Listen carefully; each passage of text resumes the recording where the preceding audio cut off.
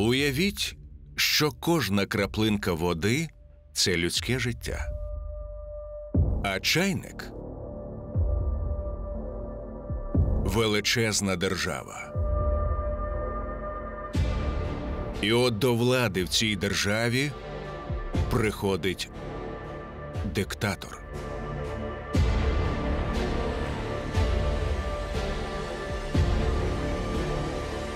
Якому для втілення своїх загарбницьких апетитів потрібно довести суспільство до кипіння.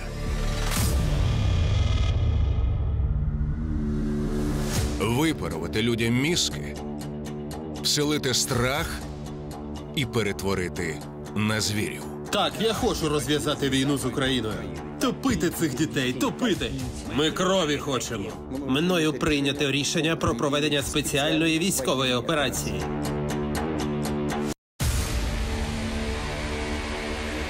У цьому й полягає головне завдання тоталітарної пропаганди.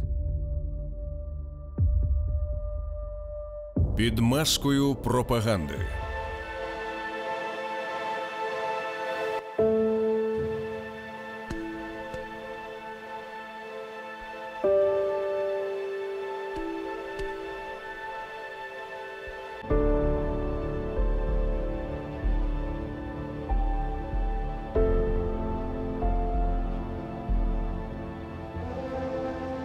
Пропаганда виникла одночасно з мовою та релігією. Вона існувала навіть тоді, коли людство ще слова такого не знало.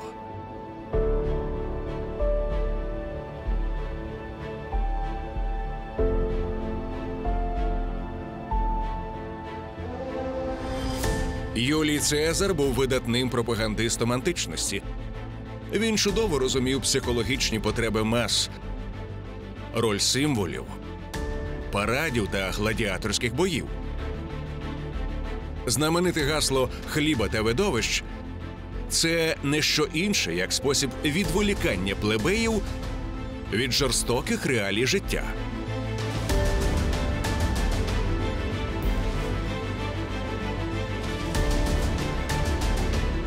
Без пропаганди та психологічних операцій не обходилася і жодна старовинна війна. Ще китайський мислитель Сунь Цзи, автор трактату «Мистецтво війни», описує, як проводити, не називаючи це, звичайно, психологічними операціями, але як деморалізувати ворога, як розповсюджувати чутки в містах підконтрольні твоєму ворогу про те, що все погано, що твій правитель, він краде, що чиновники крадуть. Правитель Монгольської імперії Чингісхан спромігся завоювати величезні території теж завдяки пропаганді. Він відправляв попереду бойових загонів таємних агентів для поширення чуток. В яких сила монгольського війська, яке наближалося, всіляко перебільшувалася сила, чисельність, могутність. Таким чином, ще до підходу основних військ, які починали війну, ворог був деморалізований. Термін «пропаганда», що з латини перекладається як «підлягає розповсюдженню», з'явився в 1662 році. Саме тоді Ватикан заснував спеціальний відділ «Конгрегація пропаганди», який мав поширювати католицьку віру по всьому світу.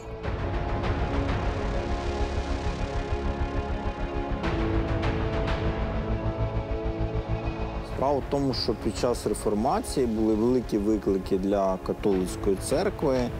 І, скажімо так, традиційна католицька церква фактично помирала. На початку, коли з'явилося саме слово «пропаганда», воно не несло негативних конотацій. Під час наполеонівських війн ситуація кардинально змінилася. Пропаганда стає все агресивнішою, відточуються методи демонізації ворога. Вперше це було використано в Іспанії, коли Наполеон воював в Іспанії. Католицькі священники почали проповідувати, що це, якщо не сам антихрист, то предтеча антихриста, давайте всі іспанці воювати проти нього. Новий небачений сплеск пропаганди припав на Першу світову війну. Саме тоді вона набула індустріального, системного характеру.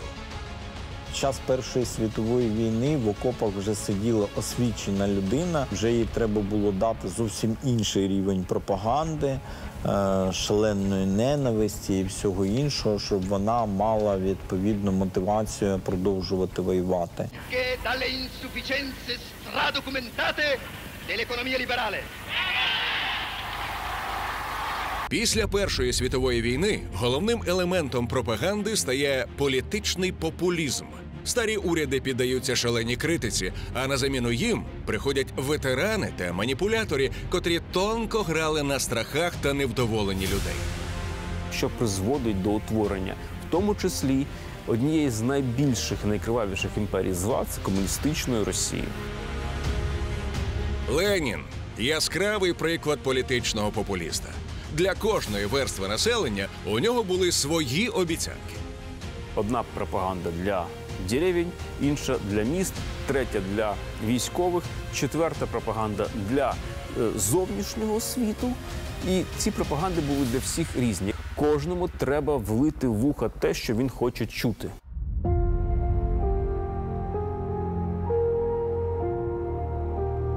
Такими ж популістами були Муссоліні та Гітлер.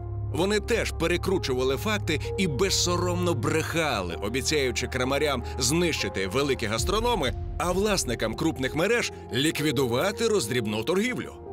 І Радянський Союз, і Німеччина поставили пропаганду на високий рівень, що пересічну масову людину, яка вийшла на авансцену, треба не залишати на самоті. Треба, щоб постійно вона варилася все в новій і новій інформації, все в нових подробицях про ворогів правильного якогось порядку і, відповідно, виховувалася дійсно в такій ненависті.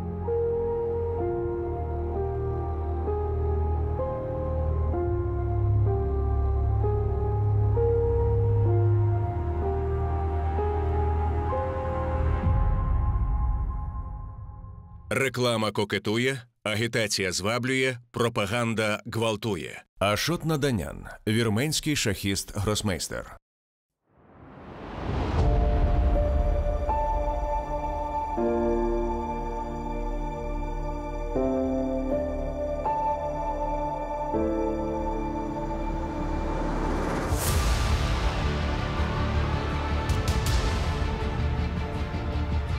Пропаганда буває трьох видів. Біла не допускає жодного спотворення фактів. Сіра допускає спотворення, але незначною мірою. І нарешті чорна пропаганда цілком ґрунтується на сфабрикованій брехні і поширює свідомо недостовірну інформацію.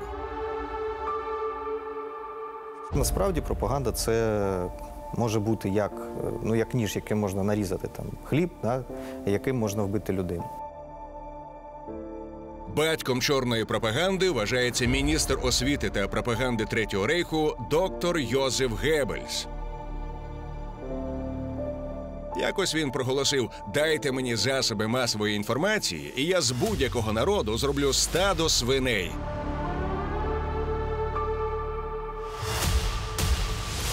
І Геббельс довів це на практиці, перетворивши німців на сліпу зброю в руках нацистів. Брехня – це було однією з основних таких ідеологічних складових геббельсівської політики.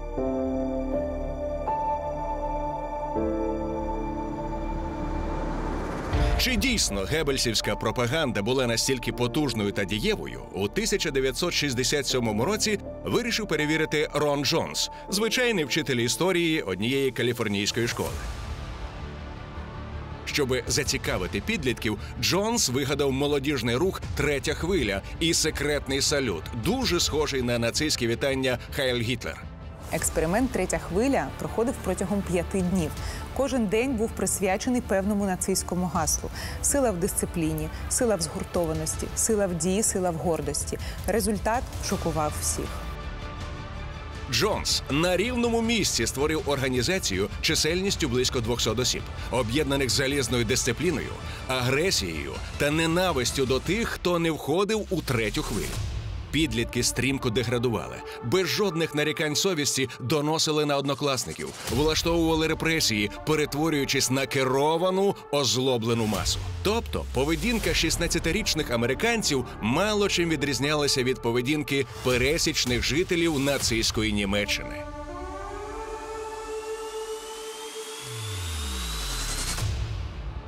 Експеримент продемонстрував, як на абсолютно різних рівнях працює ось цей пропагандистський механізм. Як можна грати на людському его, на людських амбіціях, на почутті стадності і змушувати робити те, що потрібно диктаторові.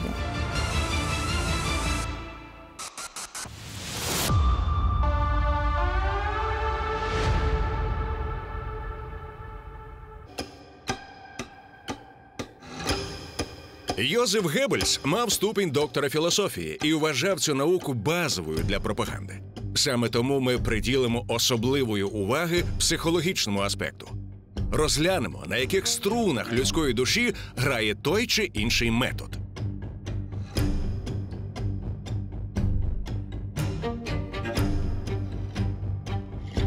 Найбільш улюблений пропагандистський метод Геббельса – спрощення дійсності.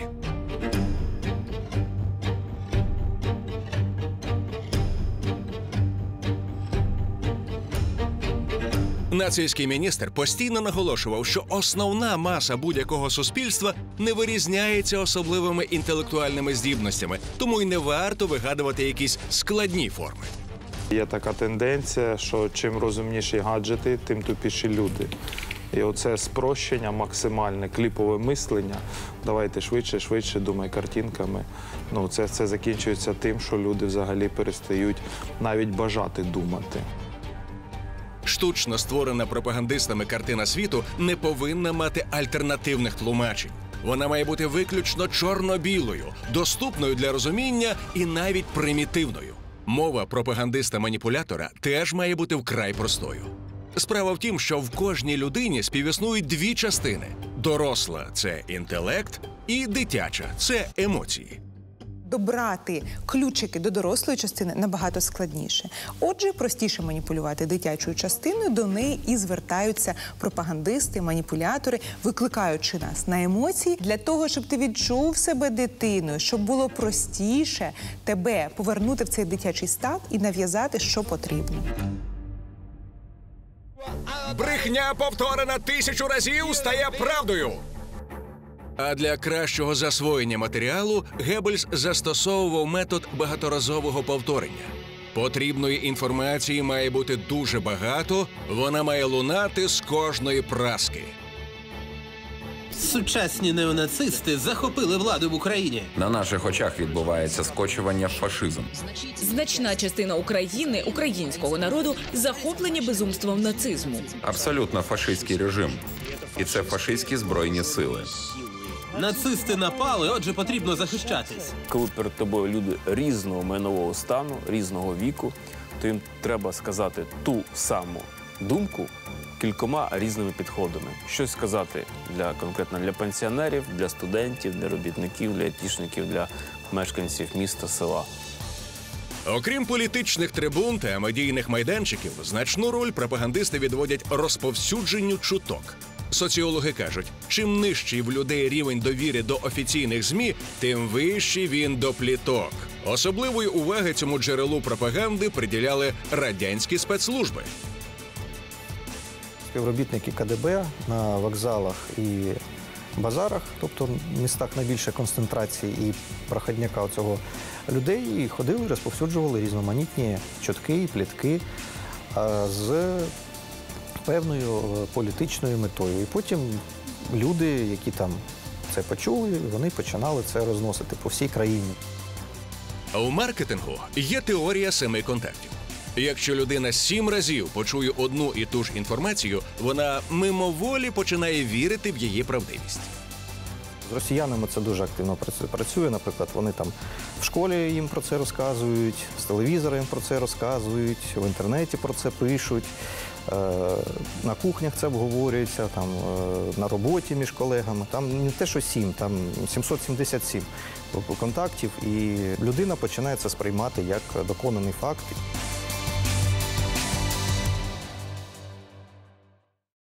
У 1951 році психолог Соломон Аш провів цікавий експеримент. Він відібрав кілька десятків студентів, начебто для перевірки зору. Їм потрібно було на 2 картках знайти однакові вертикальні лінії. Кожна група складалася з 7 підставних акторів і 1 об'єкта вивчення, котрий завжди відповідав останнім. Незважаючи на очевидність вибору, 80% піддослідних в ході експерименту повторювали повну нісенітницю за провокаторами. Було помітно, що вони стривожені, знервовані і дезорієнтовані. Після цього Соломон Аш дещо змінив правила експерименту. Замість 1 актора ввів 2 звичайного студента. Наявність хоча б 1 союзника кардинально змінила статистику. Тепер вже 50% піддослідних трималися своєї точки зору. Експеримент Соломона Аш довів, що люди бояться бути в меншості. В психології є таке поняття синдром Робінзона Крузо. Коли людина залишається на самоті, вона починає відчувати надзвичайний внутрішній дискомфорт, який з часом посилюється і посилюється. Пропагандисти користуються цим і намагаються запропонувати людям те, що їм потрібно, а саме бути в гурті, бути в соціумі, бути в своїй зграї.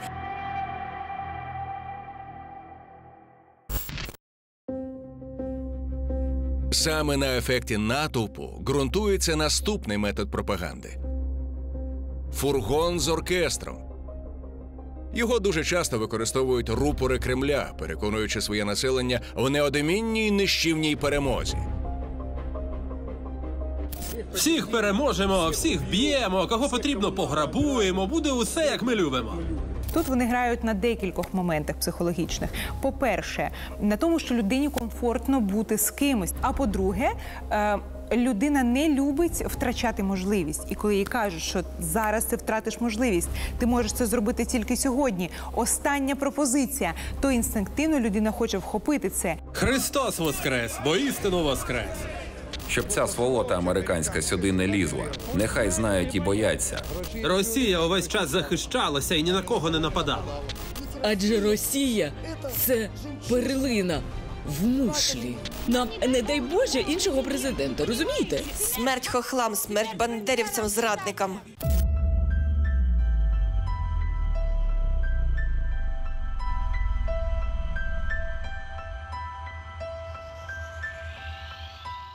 Метод «фургон з оркестром» зіграв ключову роль і під час мобілізації війни з Україною.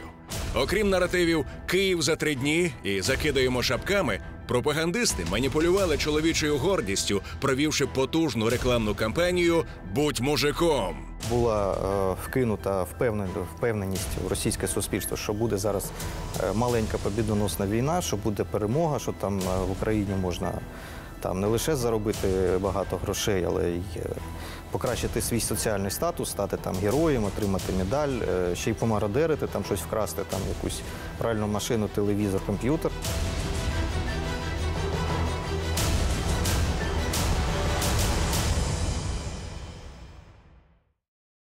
Пропаганда – це мистецтво, яке тим ефективніше, чим менше люди здогадуються, що їх психологічно обробляють. Йозеф Геббельс, міністр пропаганди Третього Рейху.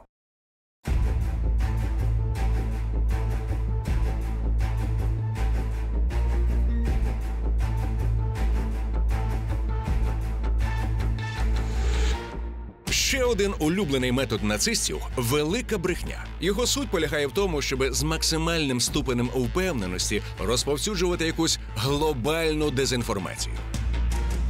Брехня має бути настільки жахливою, настільки великою, що просто люди не здатні повірити, що можна аж так брехати, що неможливо брехати про таке. Мого сина одягають в костюм Путіна, і люди стоять в чергу, щоб гвалтувати мого 4-річного хлопчика. Соціологи стверджують, що фейки, наповнені шокуючою брехнею, розповсюджуються значно швидше, ніж правда. Зазвичай фейки містять якусь сенсаційну, яскраву інформацію, а тому людиною сприймаються гостріше, тож люди діляться цією фейковою інформацією один з одним і мов хвилею поширюють її далі. Таким чином фейки наповнюють інфопростір і для правди просто не лишається місця.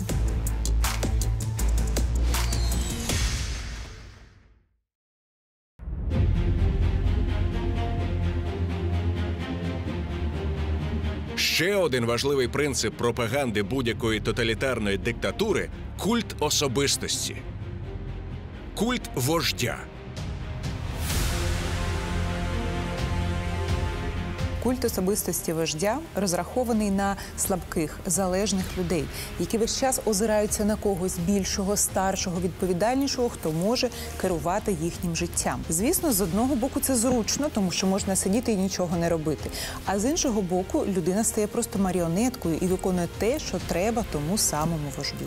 Росія – це матінка наша, а Володимир Володимирович Путін – Володимир – червоне сонечко. Це наш батюшка.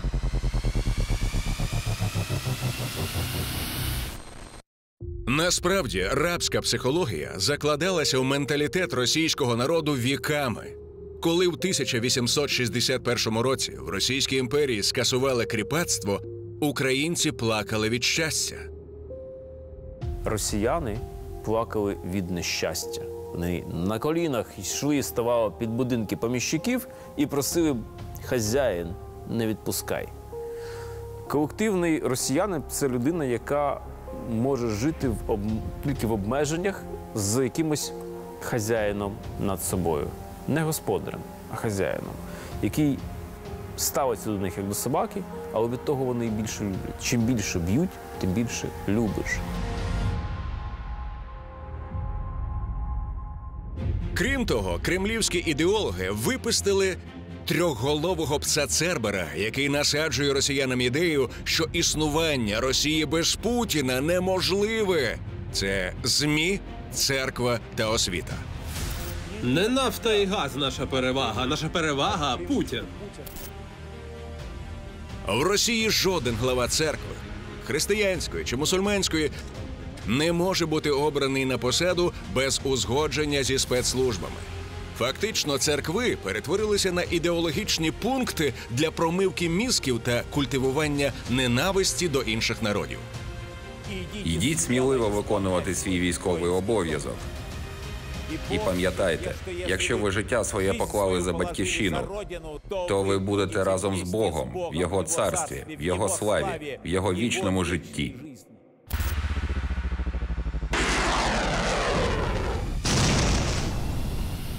В жодній православній церкві співробітництво, симфонія між державою і владою не приводило до того, щоб просто церква ставала рупором релігійного нацизму.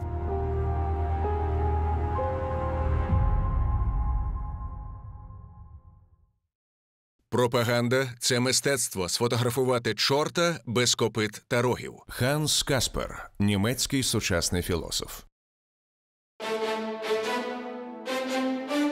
Наступний принцип пропаганди – 40/60. Це правильний баланс між правдою та брехнею. Якщо додати 1/4 правди до 3/4 брехні, то люди гарантовано вам повірять. Під час Другої світової війни метод 40/60 активно використовували не лише нацисти, а й британські радіостанції, зокрема радіо BBC. Прогноз погоди спершу був створений саме для цього методу. Сьогодні сказали сонечко, завтра сонечко, дощ – дощ. Тобто не виникало сумніву в джерелі інформації і в його правдивості. Але потім почали підмішуватися до прогнозу погоди новини, які діяли на моральний стан військових. Так само діє і російська ідеологічна машина. У матеріали додають сфабриковану інформацію, вигадані джерела та спотворені цитати. Вони дуже люблять перекручувати, наприклад, статті з справжніх авторитетних видань, там, з New York Times, наприклад, з Washington Post, ще там звідкись. Беруть, посилаються на статтю, але зміст цієї публікації можуть перекрутити і перевернути з ніг на голову. Чи вирвати там щось з контексту.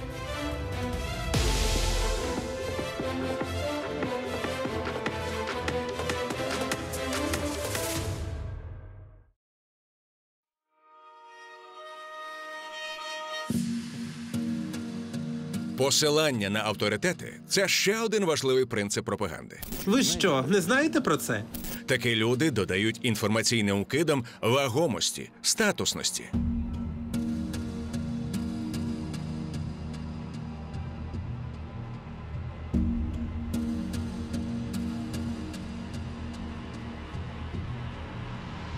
Посилання на авторитети – це такий цікавий психологічний механізм. Коли ми починаємо слухати авторитетну, як нам презентують людину, то ми приписуємо їй ще цілу низку якостей. Ми думаємо, що вона не лише експертна, а ще й мудра, ще й добра, і взагалі за нею варто слідувати. Тому якась, наприклад, співачка або медійна особистість каже свою думку, і люди вже сприймають це за просто останню інстанцію. Головне, щоб авторитети мали солідний вигляд, говорили яскраво, зачаровували аудиторію, оскільки до харизматичних особистостей виникає найбільша довіра.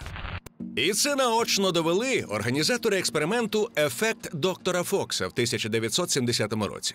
Перед дипломованими американськими психологами та психіатрами з лекцією виступив авторитетний науковець Майрон Фокс. Слухачі були в захваті від емоційної та компетентної розповіді. Однак з'ясувалося, що Фокс не вчений, а талановитий актор, котрий ледве розуміється на медичних термінах. А його лекція – профанація, незрозумілий набір суперечливих висловлювань.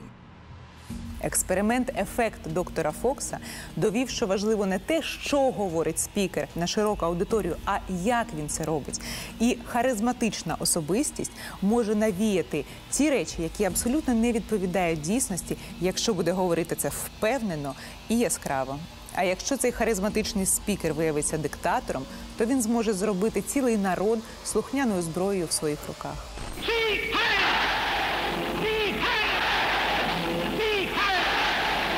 Яскравий приклад – Адольф Гітлер. Він був навіженим харизматиком, тримав десятки тисяч людей силою свого голосу та перетворював їх на абсолютно непритомних фанатиків, які з готовністю воювали і помирали за фюрера.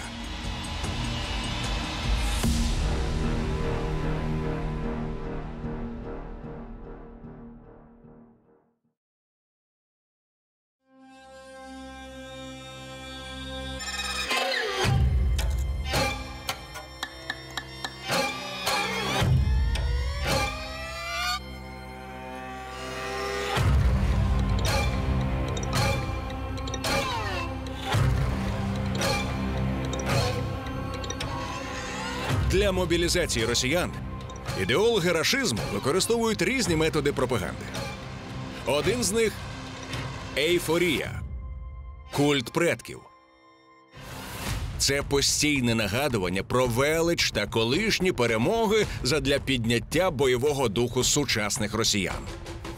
Їм за 20 років абсолютно підмінили свідомість. Їх занурили в якусь матрицю. Куди ти не піди, там підтверджується думка Кремля. Кіно, театр, музика, космос, спорт – все пропитано оцим було побєдобєсієм останні 20 років.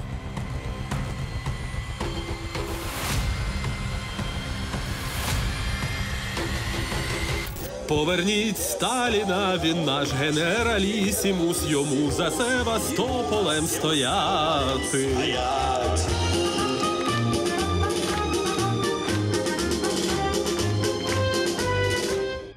З Днем Перемоги! Ура!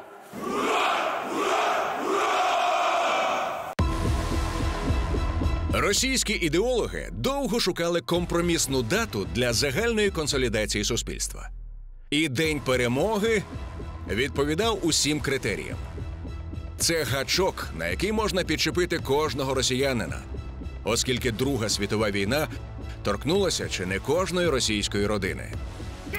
Київ – російське місто, Варшава – російське місто, Берлін – російське місто.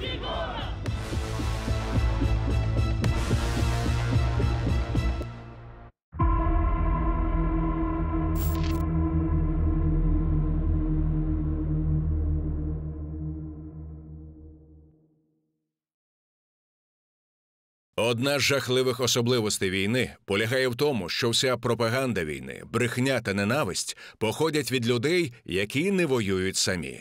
Джордж Орвелл, британський письменник, автор романів про тоталітаризм. Наступний метод пропаганди «Невідомий герой» має глибоке психологічне коріння і полягає у переважно вигаданій героїзації своїх Збройних сил. Російська армія сьогодні найсучасніша у світі. Наші ввічливі люди найкраще підготовлені, найкраще вдягнені. І за 5 років вона стала найкращою армією світу. Війна викликає величезний опір людської психіки. Тому пропагандистам важливо викликати в людей настільки сильні емоції, щоб вони затьмарили страх, інстинкт самозбереження. Для того, щоб придушити цей протест, використовується пропагандистами героїзація. Створюють образ невідомого героя, якого наділяють чеснотами, достоїнствами, що, звісно, викликає захоплення в людей. А потім вселяють в нього ще ту рису, яка необхідна їм. Наприклад, готовність померти за першої команди. Відповідно, люди захоплюються цим героєм, хочуть його наслідувати і намагаються наслідувати його в усьому. В Росії штампування вигаданих героїв давно поставлено на потік, а корені цього фальшування тягнуться в глибоку історію. Сама структура російської армії передбачала, що свого часу цар давав декрет, розпорядження поміщикам. Іде війна кожного 400-го кріпака в армію на 25 років. І поміщик російський віддавав найгіршого, що у нього був. Той, хто бився, пив, каламутив, крутив, підпалював. І їхня армія складалася от з такого бидла. Армія маси, де немає ініціативи. Немає ініціативи, немає героїв.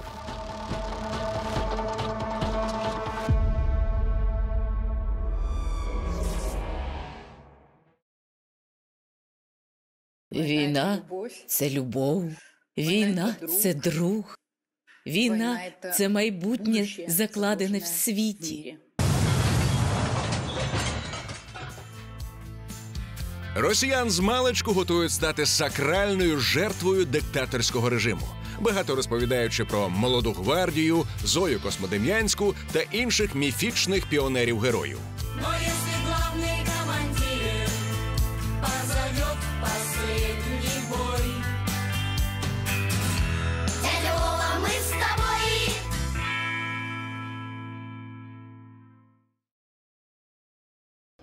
Діти так само легко, як і дорослі, піддаються ефекту натовпу. І це довела українська науковиця Валерія Мухіна у психологічному експерименті «Обидві білі». У 1971 році вона вирішила перевірити правдивість дослідження Соломона Аша, використавши замість карток білі та чорні пірамідки. За домовленістю з Мухіною, троє підставних малюків стверджують, що обидві фігурки білого кольору. Якого кольору пірамідки? Обидві білі. Андрійко, подивись, якого кольору пірамідки? Обидві білі.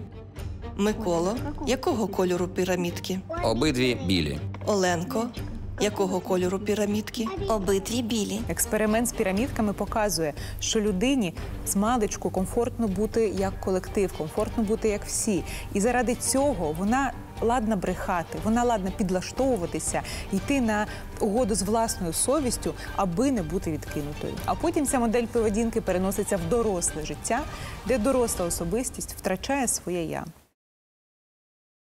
Найпотужніша зброя в руках гнобителя – свідомість пригноблених. Стів Байко – південноафриканський політик, борець за права негритянського населення. Наступний метод – демонізація ворога. Це, так би мовити, зворотний бік медалі методу невідомого героя. Якщо своя армія, своє військо, воно героїчне, воно шляхетне, воно дотримується правил війни, рятує і визволяє, то противник все навпаки. Тобто противник – це боягузи, противник – це маріонетки, противник – це воєнні злочинці. Нацистський покидьок, бандерівська погань. Сатанистські виродки, біси. Лише суцільна денацифікація, суцільна демілітаризація. Вони вороги. Вони на стороні зла. В гарячій війні ми Україну переможемо за 2 дні.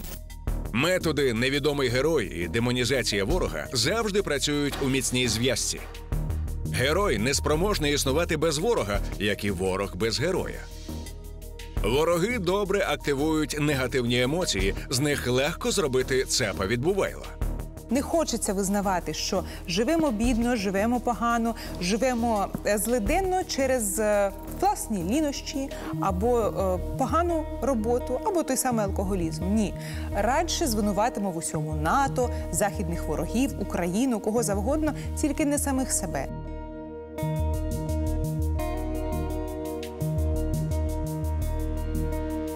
Втім, одного лише зовнішнього ворога пропагандистам замало. Має бути ще й внутрішній ворог, котрий виконує не менш важливу функцію. Внутрішній ворог необхідний для того, аби показати людям, що чекає того, хто буде йти в опозицію. Дивлячись на показові суди, лінчування, знищення, фізичне навіть знищення інакодумців, буде блокувати будь-яке бажання йти проти.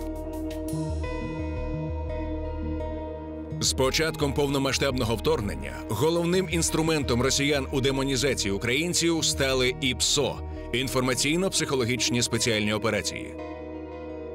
Тобто, коли вони бачать, що існує уразливість, і ця тема так чи інакше нас турбує, вони туди намагаються встромити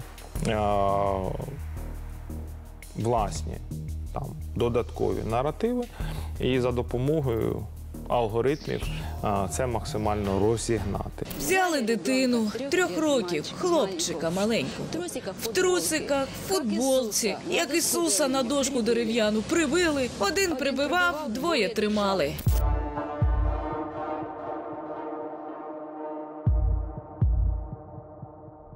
В демонізації ворога важливу роль відіграє ще один метод – навішування ярликів. Для кожного опонента та ворога у Росії є свій ярлик.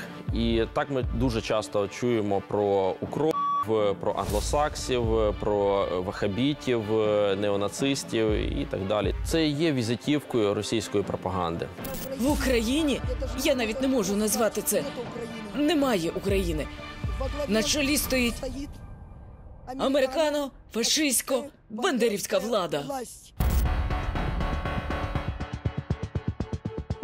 Російські пропагандисти змальовують Україну як недодержаву, а до українців застосовують слова, які викликають виключно негативні асоціації.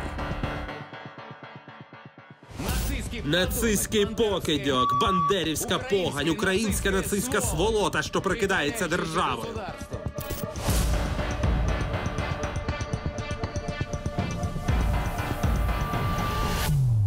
Навішуючи ярлики, пропагандисти вдаються до того, щоб опредметнити того, про кого вони, власне, говорять. Тому що, вбиваючи росіяни не задумуються про те, що це особистість, яка має почуття, яка має цінності, душу, яка має сім'ю, родину.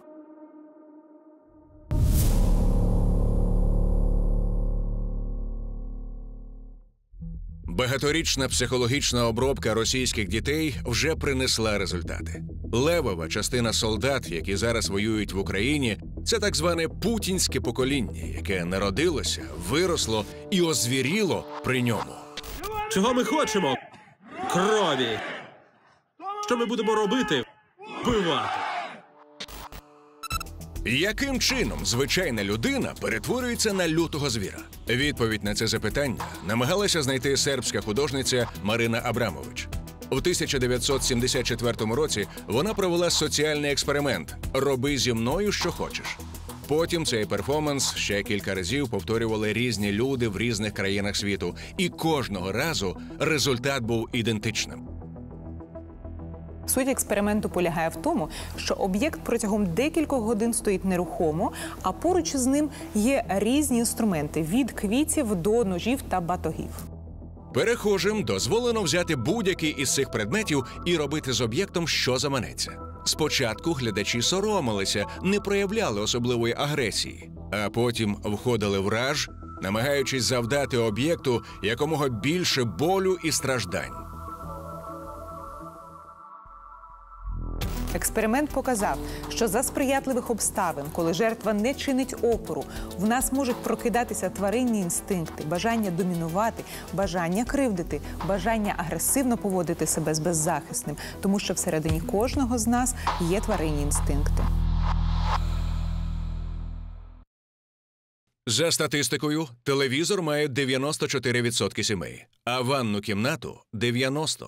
Звідси випливає, що мізки промиваються частіше, ніж все інше. Роберт Орбен, американський гуморист.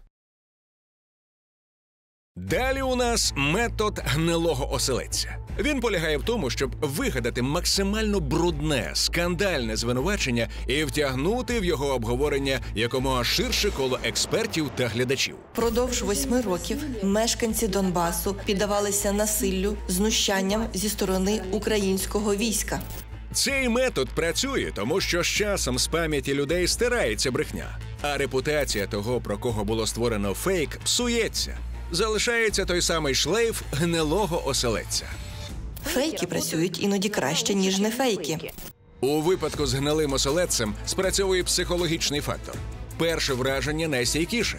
При появі конкуруючих повідомлень людина все одно схилятиметься на користь повідомлення, отриманого першим.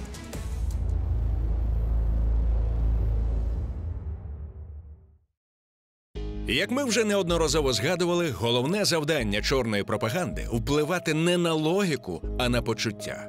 І в цьому допомагає метод надмірні емоції. Коли людину захльостують емоції, логічне мислення автоматично відключається. Саме тому більшість російських ведучих б'ються в істериці і верещать, ніби пастори тоталітарних сект. Сатана! Піддаю тебе анафемі! Чим більше ведучі кричать, тим швидше глядач вимотується, втомлюється емоційно. Кілька хвилин і критичне мислення вимикається. Людина вже не може чинити опір пропаганді. Війна за Росію! Матінку!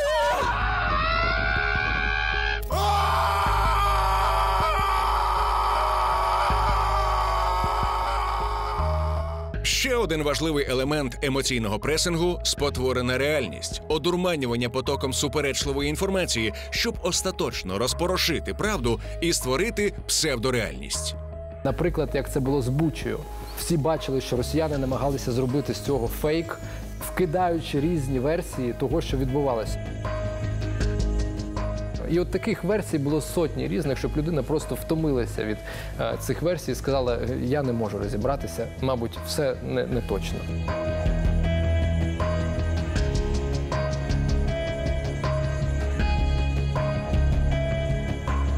Росіяни постійно спотворюють історію та сьогодення, вкидаючи наративи на кшталт «не все так однозначно» та «всієї правди ми ніколи не дізнаємось».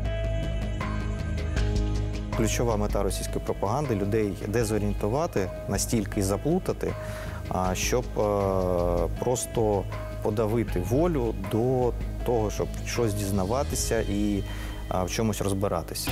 Слава Росії! Слава Путіну! Крим наш!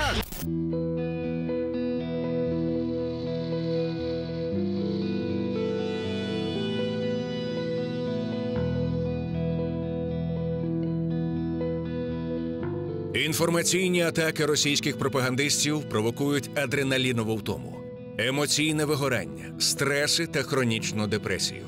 А це, в свою чергу, призводить до хімічних змін організму, тобто до фізичних захворювань. Ключовий момент в роботі з чорною пропагандою – ви маєте усвідомлювати в якийсь момент, що це вже не ви скролите ленту, а лента скролить вас. Якщо ви відчуваєте потребу через кожні 15-20 хвилин переглядати стрічку новин, треба визнати, що ви вже залежні від інфопотоку. Тому перемикайтесь на інші заняття – читання, спілкування, прогулянки. Якщо новина викликає настільки сильні емоції, що нею хочеться з кимось поділитися, це має стати червоною кнопкою «Стоп». Після цього ми вмикаємо критичне мислення і перевіряємо інформацію в інших джерелах.